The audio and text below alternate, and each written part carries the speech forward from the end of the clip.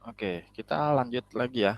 Saya mau bahas sedikit dulu tentang pertemuan minggu lalu tentang 5S, ya 5S. Jadi yang namanya quality improvement, ya quality improvement itu ada step by stepnya, ada sistematikanya, ada metodologi kerangkanya ya, di dalam quality improvement. Nah, ini kita udah pernah bahas di awal pertemuan tuh, bahwa yang namanya quality improvement itu sifatnya berjenjang dari step yang paling dasar, naik, tinggi, naik terus, ya ini step paling dasar, naik ke atas, naik ke atas, naik ke atas, sampai ke step quality improvement yang paling tinggi. Itu namanya DFSS, atau Design for Six Sigma. Jadi ini sudah mendesain suatu rancangan kualitas yang mengotak-atik struktur dari produknya. Ya, kalau DFSS itu udah tahapan paling expert lah di dalam kita melakukan quality improvement. Nah, karena ada jenjangnya, artinya ini nggak bisa melompat gitu di dalam kita melakukan improvement. Tiba-tiba ada di tahap yang lean atau tiba-tiba ada di tahap DFSS, itu nggak mungkin. Ya, nanti saya kasih tahu kenapa nggak mungkin. Ya, karena yang namanya quality, quality itu tidak dibangun, ada slogan seperti ini. Quality itu tidak dibangun dalam semalam, tetapi dibangun dalam masa-masa. Jadi panjang sekali perjalanannya. Honda, Toyota itu bisa menghasilkan produk yang berkualitas saat ini itu bukan berdasarkan atau bukan karena waktu yang pendek, ya. 80 tahun yang lalu Toyota itu sudah memulai bisnisnya, di mana dia melakukan tahapan. Yang pertama itu adalah tahapan untuk membangun strukturnya, yaitu disebut dengan tahapan 5S yang pertama. Ya, struktur. Bayangkan seperti bangunan, ya, struktur bangunan. Kita mau bikin bangunan yang tingginya 100 lantai. Gimana caranya supaya bangunan itu kuat? Strukturnya harus kuat dulu. Fondasinya harus betul, ya, supaya nanti saat kena angin, kena gempa, kena beban, itu dia akan tetap kokoh. Nah, struktur yang paling awal itu adalah 5S. 5S ada Seiri, Saiton, Seiso, Shiketsu, sama Shitsuke. Atau kalau bahasa Indonesianya resik, ringkas, rajin, rapih, sama rawat. Sebetulnya lebih cocoknya itu di dalam bahasa aslinya, bahasa Jepangnya, yaitu lebih lebih memaknai makna sebetulnya itu. Jadi kalau saran saya sih lebih baik tetap menggunakan bahasa aslinya, ya, bahasa Jepangnya. Nah, kemarin minggu lalu itu saya udah kasih bahannya, maksudnya itu coba saya pengen tahu kira-kira pendalamannya itu seperti apa sih yang namanya 5S. Memang banyak juga yang belum memahami dan memaknai dalam bahwa di dalam kita membangun struktur itu, ya, yang namanya kita membangun struktur itu sangat kompleks sekali. Ya, seperti kita mau membangun suatu organisasi yang siap, maksudnya siap itu apa ya? Siap dikasih peluang, siap dikasih masalah, siap dikasih tantangan, ya, siap dikasih kalau ada kekuatan itu jadi penambahnya. Nah, organisasi itu harus kuat di situnya, ya. Nah, gimana caranya supaya bisa siap di situ? Nah, banyak yang kurang kurang bisa memaknai bahwa 5S itu sebetulnya lebih menekankan kepada mindset. Ya, makanya di awal itu ini ada outline yang pertama itu adalah bagaimana kita bisa membangun mindset dulu. Ya, karena dari mindset, dari pola pikir akan menuntun kita untuk membentuk attitude. Dari attitude menjadi habits, kebiasaan, dari habits menjadi ke karakter. Nah, Siapa yang bisa seperti ini? Makanya saran saya mempelajari 5S itu dari bahasa aslinya, ya, bahasa Jepangnya. Orang Jepang itu tidak membangun karakter dalam satu malam. Singkat cerita ya, kenapa kenapa orang Jepang itu dikenal dengan karakter pekerja keras sih? Ya, kok kalau kita dengar orang Jepang tuh kita mikirnya hard worker gitu, pekerja keras. Apa sih yang menyebabkan seperti itu? Itu perjalanan panjang sebetulnya. Setelah Hiroshima Nagasaki ya, 1945 itu kota mereka dibom, mereka mengalami kehancuran yang sangat luar biasa. Dari situ mereka merubah mindset mindset mereka, ya. Mindsetnya adalah bagaimana menghasilkan sesuatu dengan lebih baik terus-menerus. Ya, jadi selalu begitu, mindsetnya begitu. Ya, saya ingin menghasilkan hal yang lebih baik dari hari ini. Jadi besok itu bangun pagi untuk menghasilkan yang lebih baik. Nah, itu menjadi satu perilaku, jadi attitude, attitude yang bagus, ya attitude. Dari attitude membentuk kebiasaan, kebiasaan ya. Kalau pernah dengar juga cerita kalau orang Jepang itu kan kerjanya luar biasa gila ya, sangat-sangat sangat-sangat parah banget itu kalau orang orang Jepang itu kerja. Karena mereka juga menempatkan bahwa pekerjaan itu kayak sebuah gift gitu. Saya diberikan pekerjaan itu sebuah gift ya, yang patut disyukuri. Saya masih bisa diberikan pekerjaan. Sehingga mindset awalnya adalah bekerja dengan sungguh-sungguh, bekerja dengan total, ya, total hasil pekerjaannya juga diusahakan semaksimal mungkin. Mereka nggak pernah lihat hasilnya gitu. Tapi prosesnya yang dimulai dulu. Saya harus bekerja sebaik-baiknya, saya harus mengeluarkan apa yang saya miliki. Ya, karena bagi mereka suatu pekerjaan itu adalah suatu gift yang harus saya hargai, ya, yang harus saya betul-betul maknai menjadi bagian dari hidup. Nah, itu mindset yang sangat sulit sekali, apalagi kalau di Indonesia gitu. Ya, orang Indonesia, mohon maaf nih, dikasih pekerjaan aja suka suka mengeluh ya. Baru dikasih kerja sedikit udah uring-uringan. Apalagi kalau tidak sepadan dengan, bukan tidak, tapi belum sepadan dengan apa bayarannya gitu. Kebiasaan kita kan begitu, dibayar berapa segini, ah nggak mau ah. Padahal kan harusnya itu bisa dimaknai sebagai peluang kita untuk belajar. Ini peluang saya untuk belajar nih, saya mau belajar, ada peluang ini sehingga saya bisa menaikkan kualitas saya. Nah, itu yang sulit sekali dilakukan di Indonesia itu karena itu. Bagaimana kita bisa membangun mindset, di mana mindset itu menjadi attitude yang baik, ya, habits yang baik dan tertanam menjadi suatu karakter, karakter pekerja keras. Nah, di 5S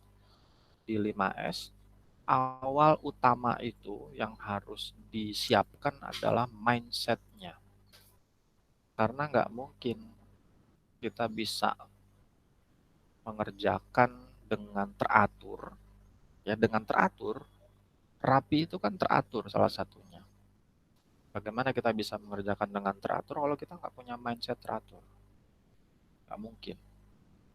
Ya. Ringkas misalnya, ringkas itu apa? Efisien.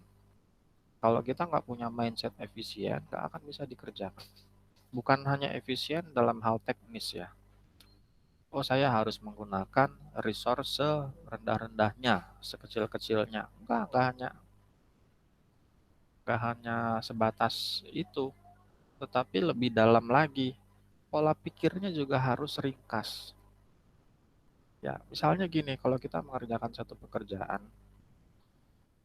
ringkas itu lebih ke, maknanya tuh lebih ke resource yang kita miliki, ya pasti pikiran, ya pikiran itu yang kita gunakan untuk pekerjaan. Jadi gampangnya tuh jangan banyak ngiklan gitu. Bikin tugas, iklan, YouTube dulu, itu kan ngiklan namanya. Itu belum masuk ke mindset ringkas, ya, belum masuk. Atau eh, kerja sambil ngobrol, ya, itu nggak masuk ke mindset ringkas, belum sampai ke tahap situ. Ya, kalau kita udah punya mindset ringkas, itu akan bisa dikerjakan sangat baik sekali. Misalnya gini, sebetulnya kalau kita bisa konsentrasi ini hanya butuh waktu paling nggak 30 menit.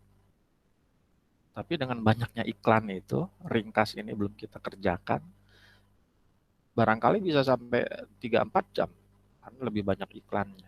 Ya, karena ini berhubungan juga dengan kognitif dari manusia. Waktu dia teralihkan untuk dia kembali ke on track itu, dia butuh waktu untuk inline lagi.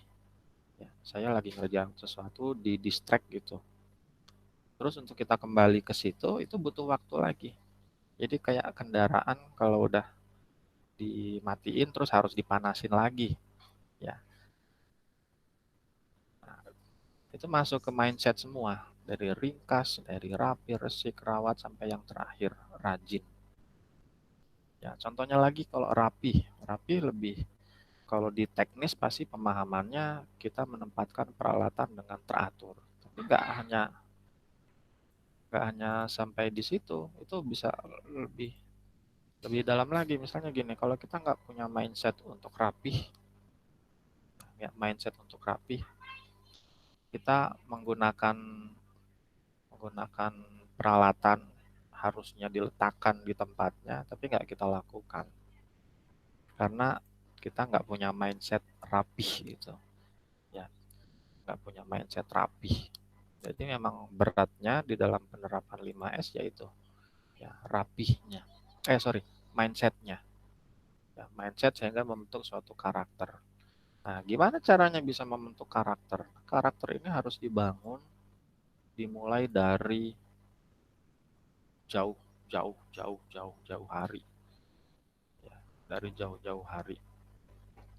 Memang yang paling bisa terukur itu membangun mindset ya ada di bangku sekolah. Di bangku sekolah itu cara membentuk mindset yang paling bisa terukur karena sudah ada program-programnya. Tapi bukan menutup kemungkinan di tempat lain itu tidak bisa membentuk mindset, bisa. Ya, by experience juga bisa. Tapi yang paling bisa terukur adalah di bangku akademik ya. Karena gini, ini ada satu satu meme ya. The biggest asset in the world is your mindset. Jadi aset terbesar yang ada di dunia ini itu adalah mindset kita. Kalau kita punya mindset untuk bisa terus melakukan improvement, selalu memperbaiki yang menjadi kekurangan, maka itu menjadi aset yang sangat berharga sekali. Banyak kan ya cerita-cerita. Kalau waktu itu saya masih masih aktif ya di kegiatan outdoor, suka daki gunung. Terus kalau pendidikan itu yang selalu kita bilang bukan fisik yang dikejar, tetapi mindset yang dikembangkan. Ya, bagaimana kita bisa punya mindset jangan pantang menyerah. Sorry, uh, bukan jangan pantang menyerah. Harus punya mindset pantang menyerah, jangan mudah menyerah gitu ya. Itu kan sebetulnya penanaman mindset supaya kita bisa maksimalkan kemampuan diri gitu. Kayak ini aja nih. Ini di kondisi yang sama, dia kehujanan ini tiga orang ini. Tetapi yang punya mindset bahwa ih hujan ini ternyata menyenangkan ya. Nah, makanya dia dia happy dibandingkan dengan yang ini. Ini masih sedih, aduh saya kehujanan atau ini. Nah, ini bergantung terhadap mindset. Yang kalau saya zaman kuliah dulu itu mungkin kalau di S1 ya ya masih suka bersungut-sungut ya dikasih tugas. Tapi beranjak dari situ mulai menyadari oh ternyata eh, mengerjakan tugas dengan tadi itu ya, dengan mindset ini itu ternyata bisa maksimal hasilnya. Nah, balik lagi. Mungkin ini jadi salah satu kekurangan di pendidikan kita hari ini, bahwa pendidikan dasar ya khususnya. Kalau pendidikan tinggi itu sudah mulai ada pengarahan ya, pengarahan bahwa minat kita itu ada di mana. Makanya ada yang namanya jurusan-jurusan. Jurusan kalau kita suka engineering, kita ke engineering, kalau suka ekonomi, kita lari ke ekonomi. Tetapi masalahnya itu sebetulnya sudah terlambat ya. Karena eh, menggali potensi itu harusnya dimulai dari tahap paling dasar. Nah, pendidikan dasar di kita saat ini itu masih menerapkan keseragaman, masih seragam. Semua itu mendapatkan porsi pembelajaran yang sama, mendapatkan porsi materi yang sama, semuanya sama. Gak ada tuh yang ini saya senang dengan seni, maka saya bisa fokus di seni. Enggak, semuanya sama. Makanya ada istilah ya, setiap orang itu jenius, namun jika Anda menilai ikan dari kemampuannya memanjat pohon, dia akan meyakini sepanjang hidupnya bahwa dia itu bodoh. Ya. Sampai kapanpun juga dia akan terlihat bodoh nih. Bagaimana caranya dia bisa memanjat pohon? Padahal dia itu nggak akan bisa memanjat pohon. Atau penguin manjat pohon nggak bisa. Nah, ini kondisi pendidikan dasar kita saat ini yang memang sedang diperbaiki eh, dengan program-program yang sekarang, tapi memang sulitnya ini membutuhkan breakthrough, ya, disruptif yang betul-betul luar biasa tuh. Tapi sudah mulai dilakukan di beberapa international school tuh udah begini. Ya. Mau punya minat bakat di mana nih? Diarahkan ke situ, terus dalami itu. International school tuh rata-rata sudah begitu. Cuma memang harus dibayar dengan harga yang nggak nggak murah ya kalau international school. Kalau sekolah-sekolah negeri kan SD gitu, aduh, kadang-kala gurunya masuk tuh paling sebulan sekali gitu, sisanya hanya ngasih tugas. Nah, ini kondisi sekarang ya, yang memang harus jadi PR kita bersama. Di dalam kita bisa memahami pembelajaran yang paling tinggi levelnya itu, ya ini nilai-nilai apa namanya, nilai pemahaman. Ini active learning itu ada di sini. Ini pemahaman yang paling tinggi sekali bahwa kita harus aktif. Ya. Kita harus aktif. Aktif itu gimana maksudnya? Kita bisa analyze, define, meng-create, meng-evaluate. Bukan hanya, nah, sebetulnya perkuliahan seperti ini itu masih masuk ke dalam pasif, ya, ke dalam passive learning. Cuma saya memikirnya begini, saat ini kalau perkuliahan tatap muka, biasanya saya selalu selalu masuk ke student learning center. Jadi mahasiswa menggali dulu materi yang akan dipelajari, lalu mempresentasikan materinya. Nah, setelah itu baru kita melakukan pembahasan materi. Cuma ini berhubung dengan kondisi begini, ini jadi sulit dilakukan karena nggak bisa maksimal. Ya. Akhirnya ya dengan sangat terpaksa ya saya harus kasih eh, model seperti ini. Yang mudah-mudahan nanti kondisinya lebih baik, kita bisa masuk ke active learning lagi. Ya. Nah, di active learning itu mereka harus melakukan, nah ini dia, what they do. Mereka harus melakukan apa yang sedang mereka pelajari. Tapi di PTLF saya tetap jalan dengan ini. Tetap jalan dengan ini. What they do. Ya, sehingga ini harus kita kejar nih. Bagaimana kita bisa, ini ada isinya ya, ini kan udah ada bahannya.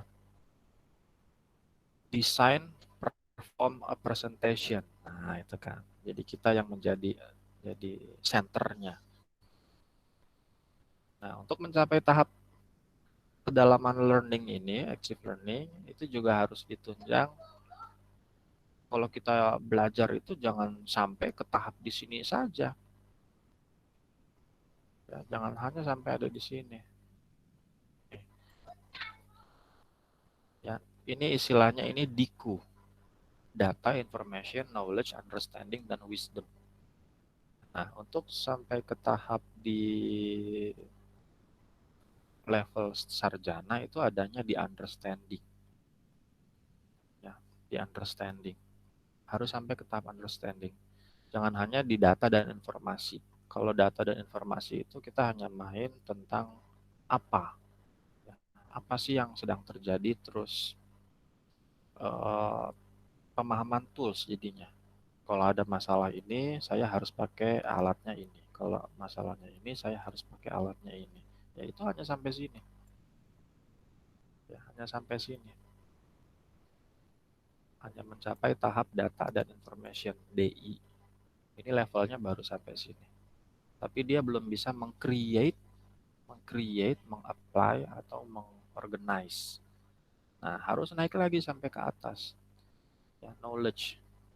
Knowledge itu kita harus menimbang pada kondisi-kondisi tertentu apa yang harus saya kerjakan atau yang harus saya lakukan. Ya, harus saya lakukan. Nanti naik lagi di atas knowledge itu ada understanding, pemahaman. Ya, pemahaman kira-kira ini baik untuk dilakukan atau tidak. Nah, tahap yang paling tinggi itu udah masuk ke dalam tahap wisdom, kebijaksanaan. Ya, contohnya banyak tuh meme yang bilang ada yang adil dan keadilan, pernah tahu ya? Masing-masing orang dikasih satu kotak, ya, pasti sering lihat lah itu. Itu pemahaman itu sebetulnya udah masuk ke pemahaman wisdom, udah sampai ke kebijaksanaan ini. Ya, bahwa yang namanya adil atau yang namanya kebaikan itu bukan berarti harus setara. Ya, harus setara, tetapi harus dilihat berdasarkan kebutuhannya. Ya, bukan kemauannya, bukan keinginannya, tapi kebutuhannya. Nah, ini harus sampai ke sini. Saya sering nyontohin begini. Ya, ini contoh kasus sehari-hari aja, sering sekali. Misalnya, ya data ya, misalnya data ini berupa data curah hujan. Data curah hujan di Indonesia. Nah, bisa di Bekasi, di Jakarta, di Bogor, di Bandung. Kita punya data-data curah hujan. Nah, kita tahu nih, misalnya, oh data Bekasi curah hujannya misalnya 1 mm, 1 mm per apa ya, per detik ya kalau nggak salah ya. Oh ternyata tidak sering hujan misalnya gitu. Atau di Bogor, oh 1 cm per detik. Wah di Bogor ternyata lebih sering hujan nih. Itu masuk ke tahap informasi. Jadi dari data yang kita miliki, data curah hujan masing-masing kota, kita jadi tahu bahwa di kota-kota ini itu sering terjadi hujan yang mana. Itu, nah, informasi itu hanya sampai situ. Kita hanya bisa mengolah informasi menjadi pemahamannya sampai seperti itu. Tapi kita belum masuk ke knowledge. Kita harus naik ke knowledge. Misalnya gini, kita udah tahu nih, Bogor, Bekasi, Jakarta tadi. Nah, waktu kita mau ke Bogor, ya, waktu kita mau ke Bogor, berarti kita harus menyiapkan apa? Menyiapkan misalnya payung atau jas hujan. Wah, saya mau ke Bogor nih. Kalau di Bekasi saya jarang bawa payung. Kalau di Bogor berarti saya harus bawa payung. Ya, berarti ada pemahaman, ada knowledge-nya, ada pengetahuannya.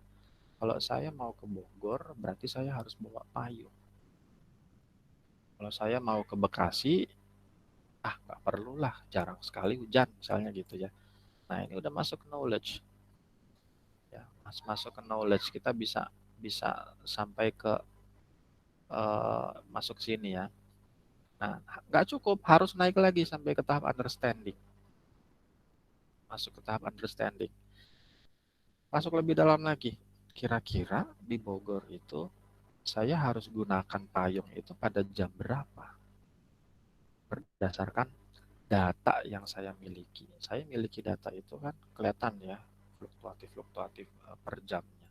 Nah, saya harus menyiapkan payung itu untuk jam berapa. Itu udah masuk ke tahap understanding.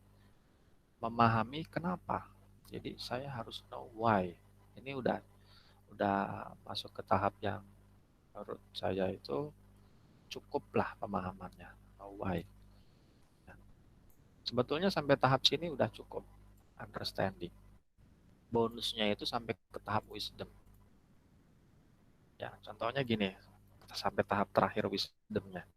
Waktu ketahuan hujan nih, kita kan pasti refleks, oh saya harus menggunakan alat ini. Tetapi waktu di jalan nih, tiba-tiba kita lihat ada mungkin ibu-ibu dengan anak kecil gitu ya, baik kehujanan,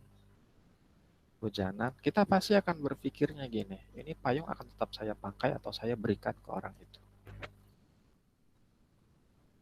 Ya, saya harus berikan ke orang itu atau tetap saya pakai. Lihat ibu-ibu bawa anak kecil kehujanan. Nah, wisdom itu main di situ. Ya, wah saya, ya udahlah, saya nggak apa-apa kehujanan. Padahal di awal ini kita mempersiapkan supaya saya jangan sampai kehujanan gitu ya. Tetapi pada akhirnya kehujanan karena tahap wisdom ini. Nah ini tahap sampai ke tahap wisdom itu sulit, memang membutuhkan bukan hanya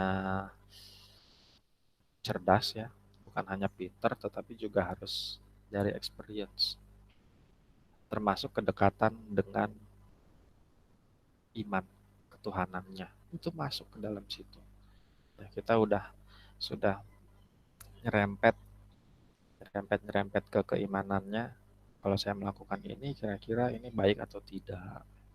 Ya, udah sampai ke tahap situ.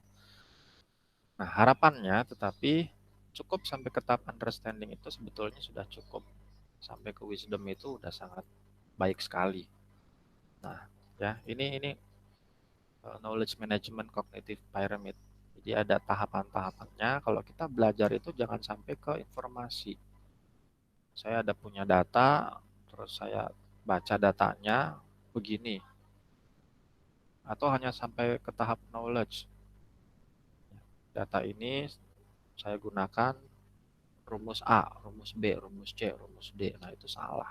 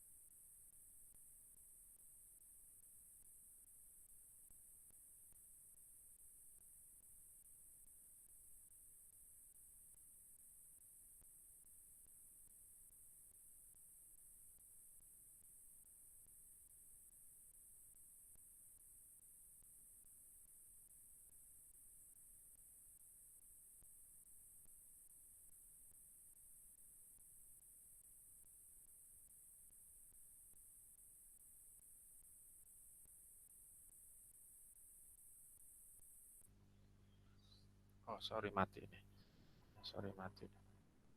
Terus kita oh, hilang. Ya lain hal di negara tetangga Malaysia. Padahal dulu itu Malaysia itu tertinggal dari kita. Tapi sekarang mohon maaf nih, mereka justru jadi lebih maju dari kita.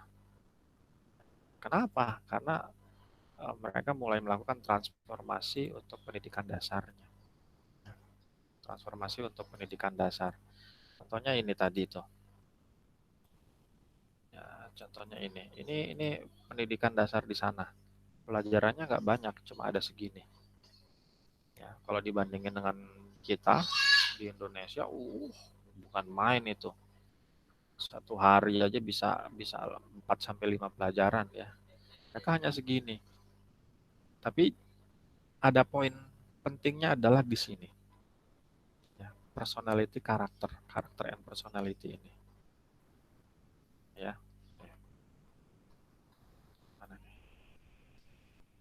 Ada kesopanan, tanggung jawab, kerajinan, ketepatan eh, masa, kerjasama, pergaulan, berdikari, kepemimpinan, perwatakan, disiplin. Ada ini. Ini pun menjadi fokus mereka. Ya, menjadi fokus mereka. Bukan hanya ini. Kalau ini hanya academic achievement, tapi nggak jadi satu-satunya penilaian. Tapi masuk ke sini juga. Nah, ini mulai dari sini. Mungkin kalau kita lihat, kita pikir tuh apa sih nih sekolah kok cuma cuma begini-begini aja. Padahal ini mulai menanamkan kebiasaan. Ya. Kalau kita mau memulai sesuatu itu harus bersih dulu, nah, harus dalam keadaan yang baik dulu, harus bersih, dibersihin semua, dirapihin, terus kerjasama. Jarang banget dari kita itu yang bisa kerjasama dalam hal kebaikan ya, jangan kerjasama yang jelek-jelek. Ini, sini. Ya. Ini bukan tanpa tujuan, ini mulai menanamkan kebiasaan baik. Terus ini ya lucu ya, ini. Tapi mereka tertib ini di China. Ini. Karena uh, kunci keberhasilan itu ada 5C ini. 5C, kompetensi itu kan kemampuan kita, skill ya. Ada karakter. Karakter, kolaborasi, komunikasi, dan komitmen.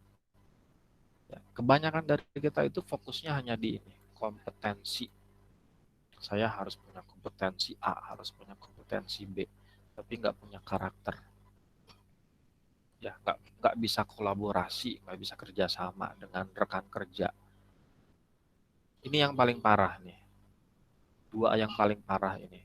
Komitmen yang sangat rendah sekali. Kalau dikasih tugas, sungut-sungut gitu. Ya, aduh, susah banget ini tugasnya. Aduh, ya, sehingga nggak achieve jadinya. Sama yang ini, komunikasi. Ya, kita tuh buruk sekali di komunikasi. Banyak yang bilang, aduh grogi. Ah, itu sebetulnya harus diselesaikan itu.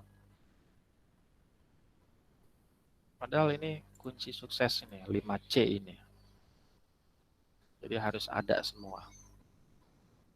Nggak perlu lah. Nggak usah deh. Ya, jadi uh, di dalam kita membangun mindset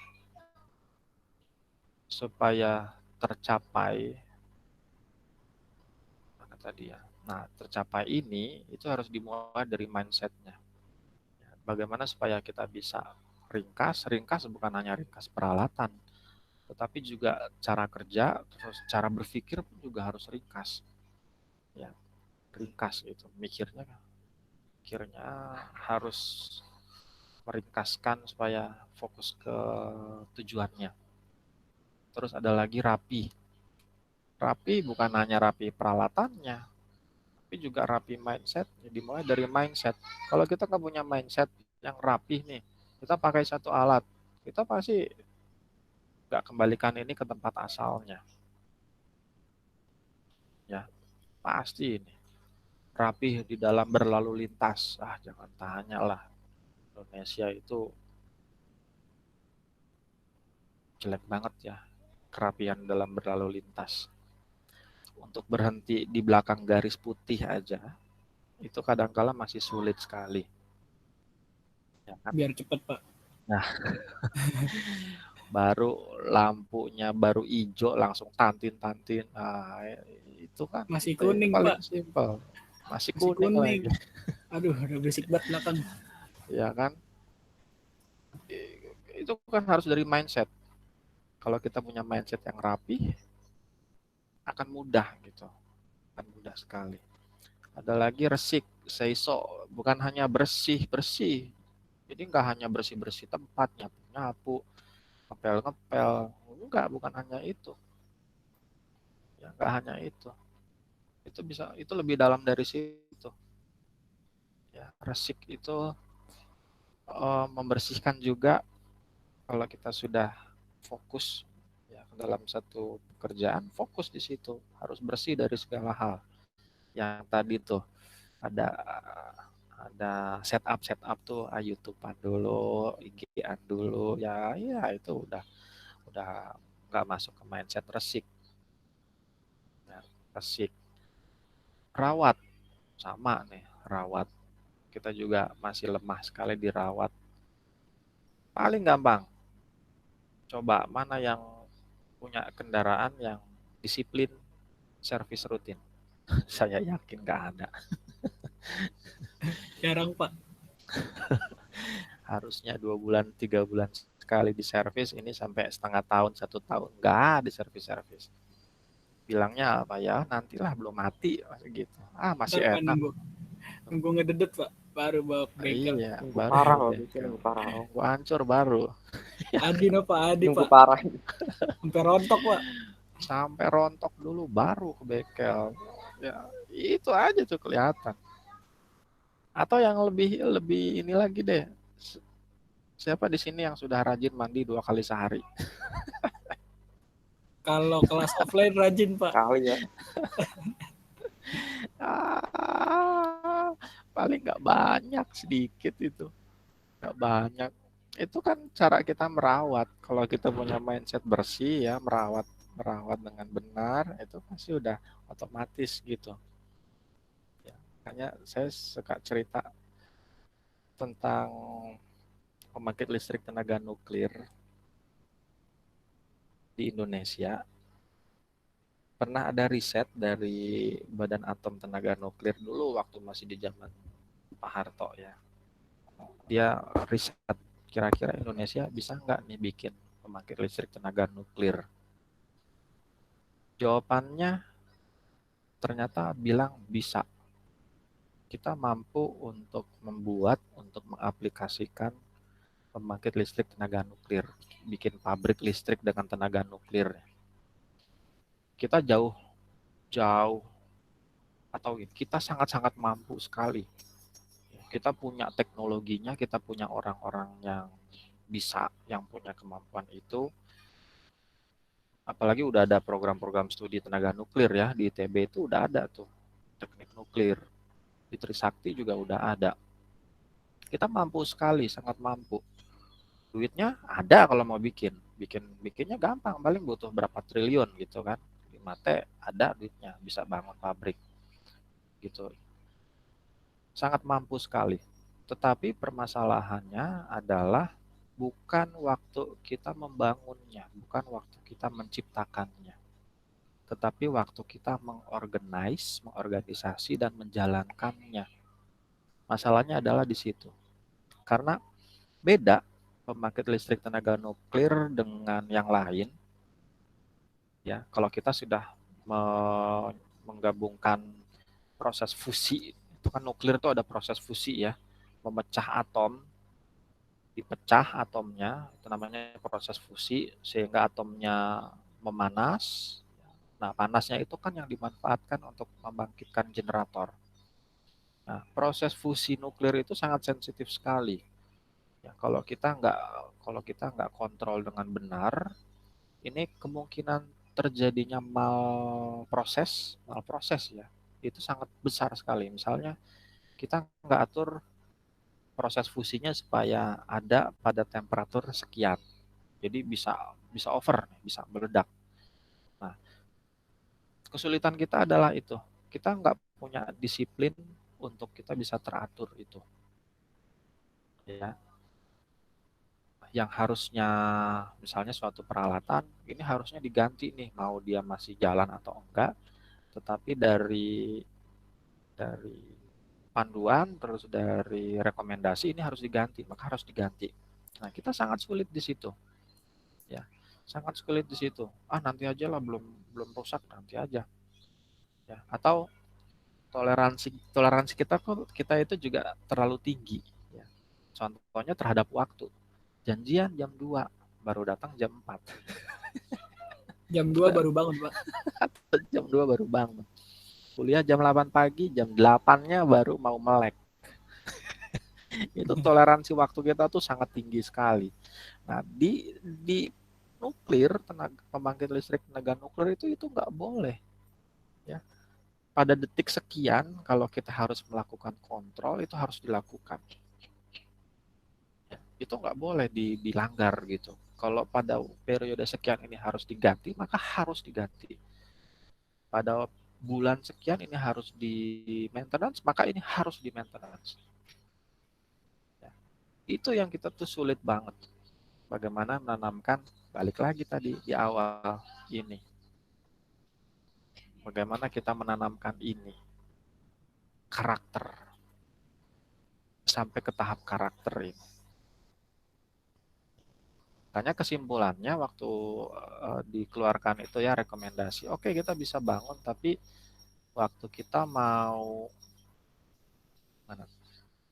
waktu kita mau mengoperasikan pembangkit listrik tenaga nuklir ini harus diambil dari tenaga kerja yang memang sudah dilatih betul. Ya, sama tuh dengan yang tadi tuh. Gimana caranya membangun karakter yang sesuai dengan kebutuhan tenaga kerja di PLTN? Ya, kita harus didik dia semenjak kelas 3 SD.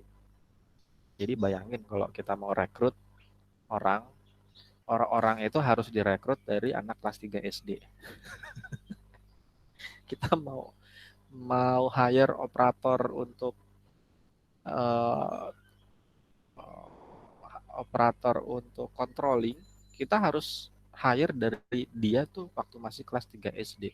Supaya tadi karakternya itu sudah terbangun.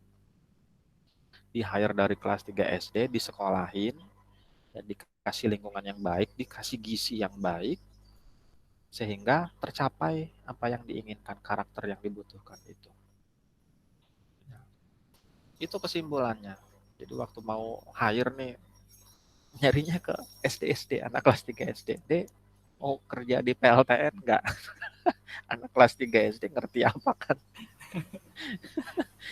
Iya, nanti kamu Banget. kerja waktu umur misalnya 21 tahun gitu, kamu kerja di sana nanti begini-gini. Nah, dia garuk-garuk lah. Ini om ini ngomong apa sih? Saya nggak ngerti gitu kan. Iya om, Selain ya om itu, aja udah Pak. iya kan, selain itu ongkosnya juga mahal sekali kan.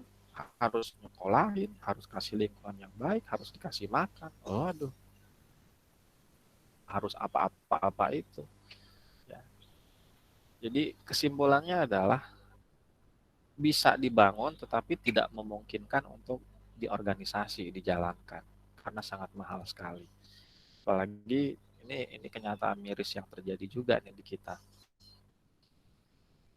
Kalau di kita tuh pasti sering denger lah, kita misalnya bikin pabrik, jangankan pabrik lah, misalnya dagang aja gitu ya, dagang pasti disamperin sama ormas, bilangnya Pak tolong dong kalau ada pekerjaan didahulukan warga sini. Itu yang kejadian di kita. Ya. Pabrik-pabrik itu keluhannya kan karena itu. Ya. Dia bikin pabrik di satu wilayah, itu pasti warga situ akan nyamperin, Pak tolong pekerjaannya diprioritaskan warga sini ya. Padahal misalnya kita mau bikin tadi pabrik high tech ya, high tech dengan teknologi tinggi, robotik semuanya. Terus minta warganya dipekerjakan dulu. Ya, warga ini bisa apa? Mohon maaf nih ya. Emang punya kemampuan apa? Dan kita dipaksa untuk bisa mempekerjakan mereka. Mau jadi apa? Keamanan. Satpam semua. Berarti satu pabrik isinya satpam gitu. Itu yang Rame banget, kejadian. Pak. Itu yang kejadian sampai sekarang. Ya. Kita nggak pernah mau meningkatkan kompetensi supaya memang bisa fit terhadap kebutuhan. Ya, banyak sekali kejadian-kejadian seperti itu. Gitu. Ya. Di pabrik disamperin ormas, minta warganya dikerjain jadi pekerja. Nah, kalau kita butuh operator yang ngerti tentang komputer, bisa nggak dia sama komputer? Misalnya ya, dengan algoritma pemrograman. Waduh, garuk-garuk kepala dia, tapi kita dipaksa. Saya pernah baca satu artikel, ini satu pabrik di daerah Cikarang sana ya. Jadi waktu dia bikin pabrik, awalnya memang dia sudah menerapkan teknologi yang sudah advance ya, banyak menggunakan robot. Tapi ini lucunya nih, pabrik ini diprotes bukan hanya oleh warga, tapi juga oleh serikat pekerja. Karena apa? Mayoritas pekerjanya atau jumlah pekerjanya sedikit. Karena memang pabriknya sudah banyak pakai robot ya. Jadi hanya butuh orang-orang yang memang ngerti tentang robot-robot. Dia diprotes sama warganya, sama serikat pekerjanya. Pak, tolong dong. Warga kita kan bukan hanya warga kita. Orang sini kan juga butuh pekerjaan. Bisa nggak Bapak alihkan yang tadinya robot terus diganti oleh manusia? Ini kisah nyata real nih. Kejadian betul. Ya. Kita sebagai pemilik pabrik pasti mikir, gua beli robot mahal-mahal tapi harus gua pensiunin. Padahal yang mau dikejar adalah efisiensi, efektivitas supaya apa? Bisa saing ke go global. Tapi dipaksa supaya itu robotnya dikurangin dong, ganti ke orang. Ya.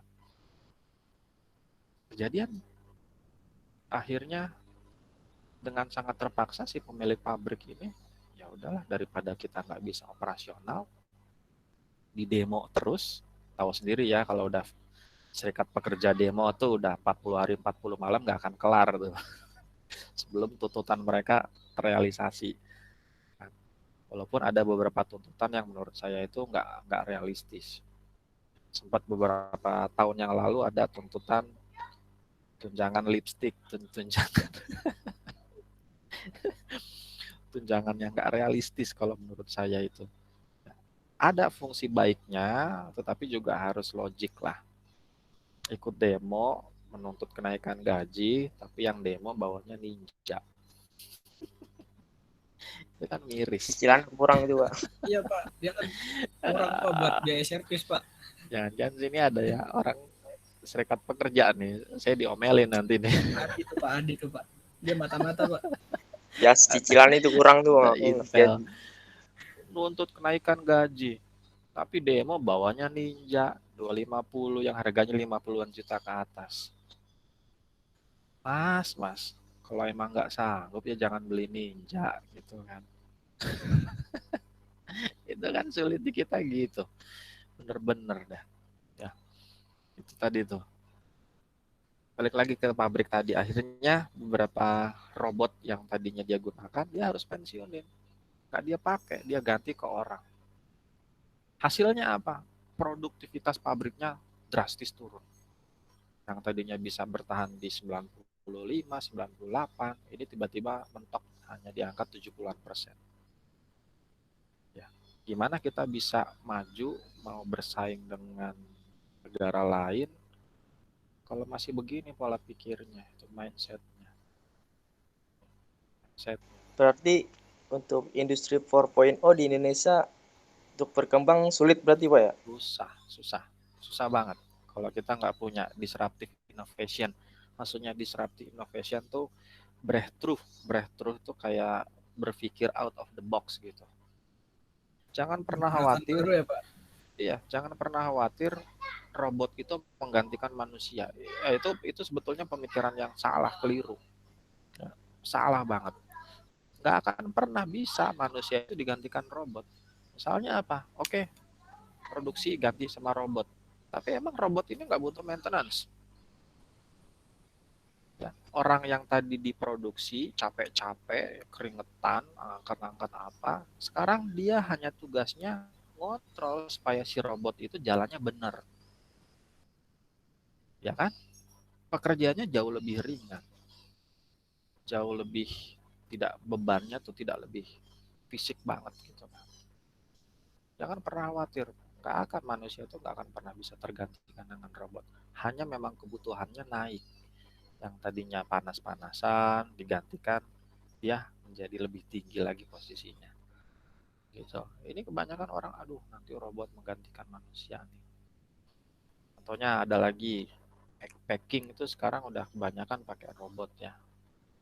Jangan khawatir, tadinya dipakai manusia sekarang pakai robot.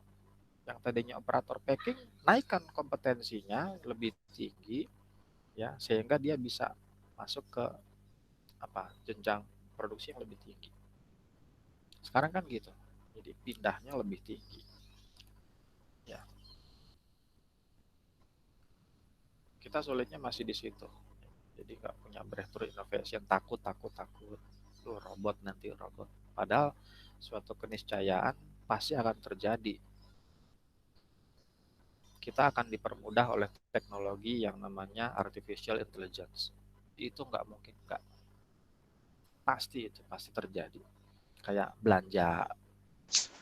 Belanja dulu harus ke supermarket. Sekarang belanja bisa di gadget, bisa di handphone. Tinggal buka lapak, Shopee, mau beli sepatu nih, yang tadinya harus ke mall, sekarang udah bisa lihat buka.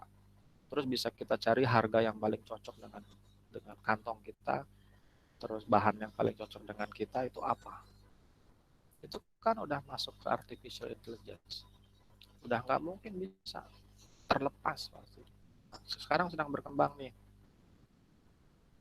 teknologi autonomous. Ya, nanti mobil digerakinya sama robot. Pasti akan terjadi itu seperti itu.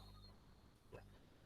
Makanya harus ditanamkan mindsetnya supaya bisa terus mau maju ya, mau maju terus memperbaiki diri. Nah, 5S itu nggak hanya ini, nggak hanya meringkas barang, terus bikin rapi barang, bikin tempat kerja bersih, sapu-sapu gitu. Terus merawat ini, kalau rusak dirawat enggak, terus harus rajin gitu. Tapi lebih dalam lagi harus ke karakter yang memang mendukung ini semua. Ya, nah ini bisa dibaca lah isinya ya nanti. Bagaimana kita menerapkan 5S? Kalau di sini memang lebih banyaknya lebih ke tekniknya. Tapi kalau di mindset itu ada di atas ini ya. Kita bisa membangun mindset. Nah, ini cara melakukan 5S-nya.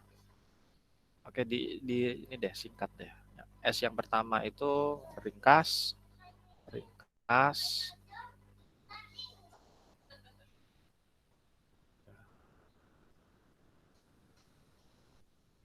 Nah, ini dia, ringkas.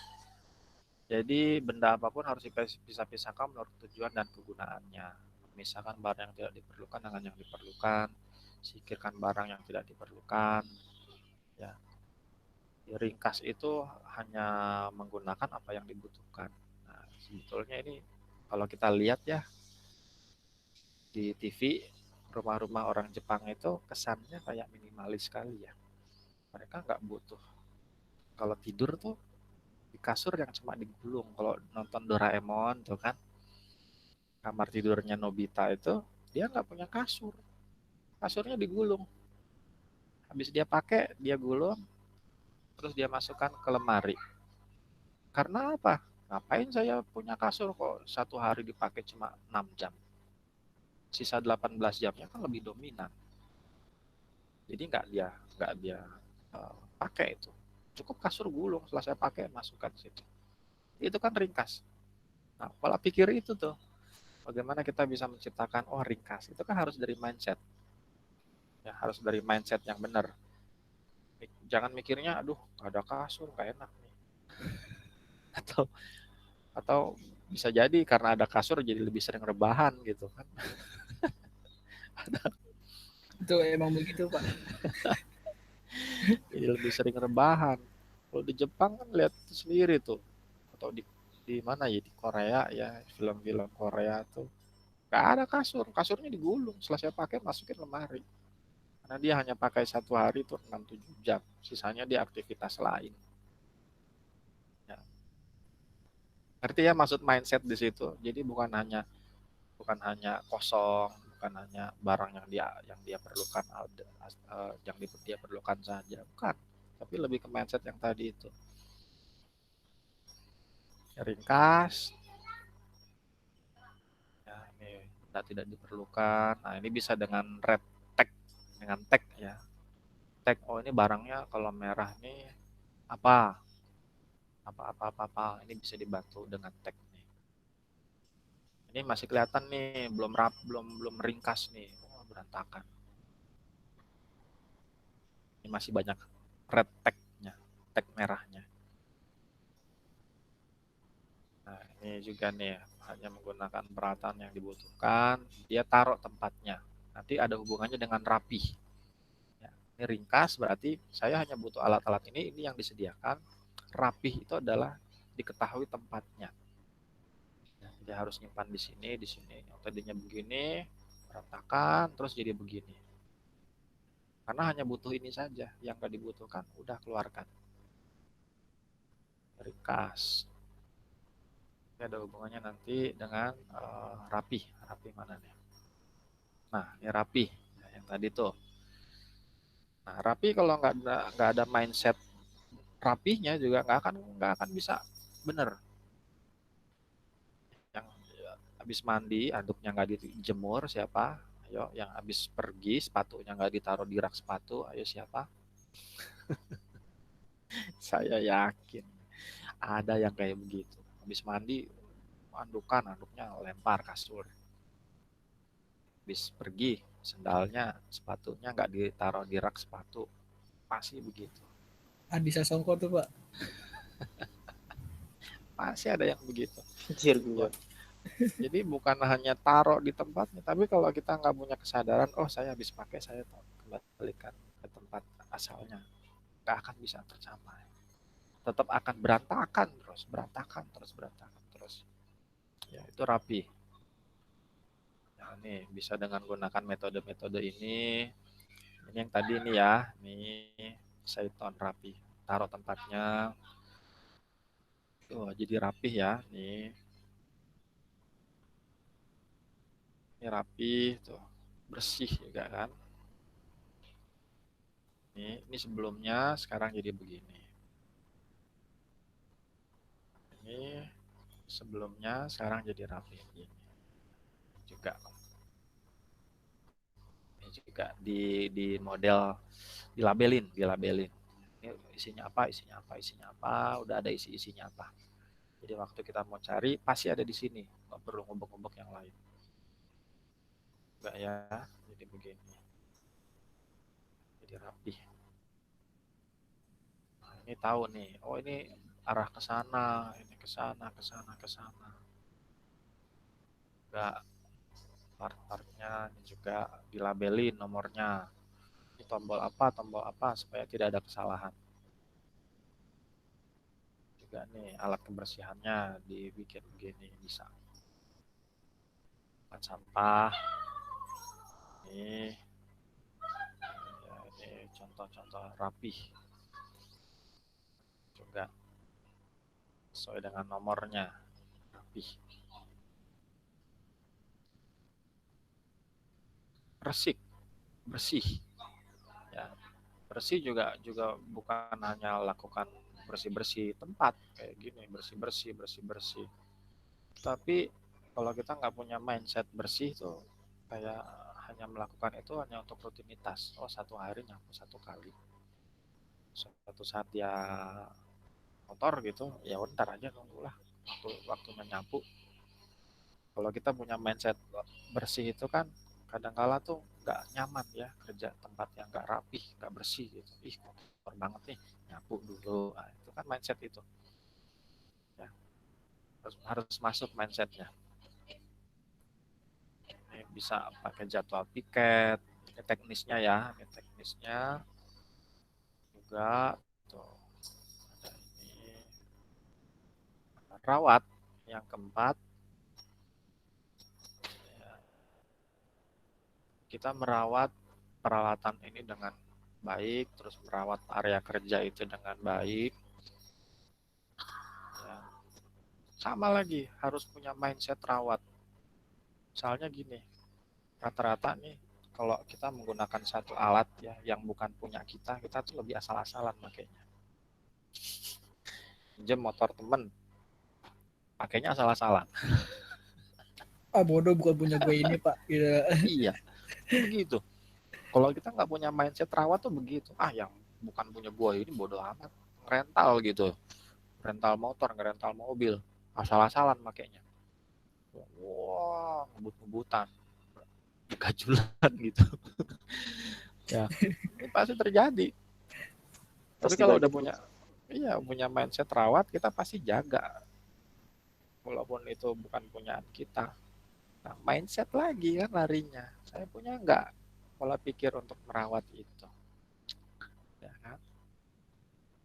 Supaya tetap dalam standar, tetap dalam kondisi yang baik.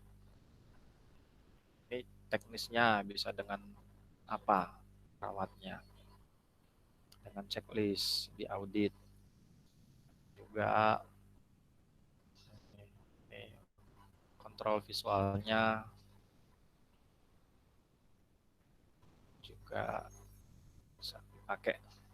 Nah, yang terakhir itu rajin, ya, rajin, Shinsuke, sustain. Sama rajin juga masuk ke mindset lagi larinya. Rajin itu bukan hanya melakukan semua proses ini, ya. Karena rajin juga menstandarkan apa yang ada di 4 poin di atas ini.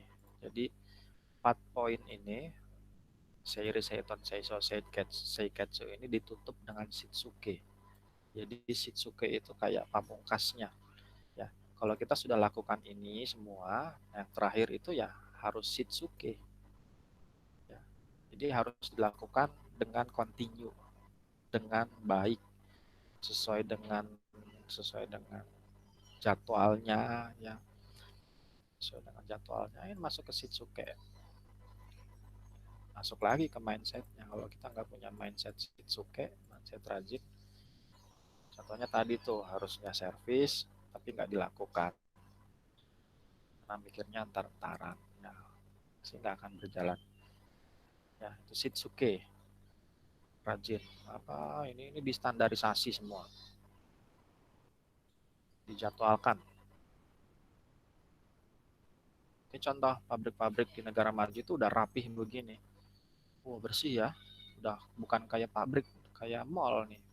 Lantainya bersih, mengkilat, jelas Kinclong ya. ini. Iya, areanya apa, ini banyak panduan-panduannya supaya nggak salah.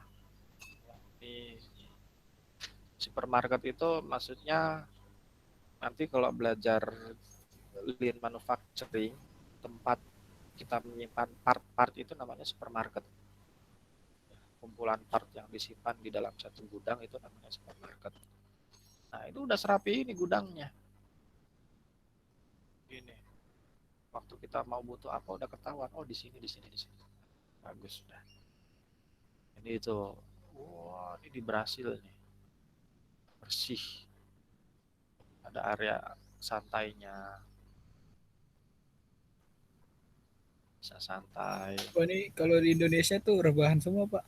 Iya, sambil Gak ada yang ngudut kerja sama itu pak. ngopi. Ngudut ngopi.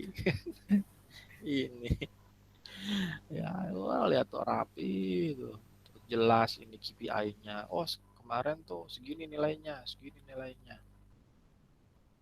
Padahal sigma levelnya baru 3,5, tapi udah rapih begini. Ya tuh. Wah, tahu nih maintain by siapa, siapa. Ini harus begini. Udah ada semua. Ini Boeing. Ya, Boeing. Ini supermarketnya tuh di sini. Supermarket ini area assembly. Ini maju nih, maju semua, set. Ya, rapi banget. Ini juga meja kerja. Ini di sini, di sini, di sini. Kalau kita, saya juga belum sih. Berantakan aja, isinya apa nggak tahu.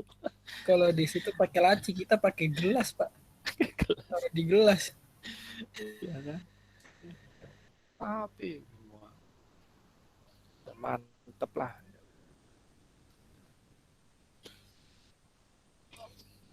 Ya, oke.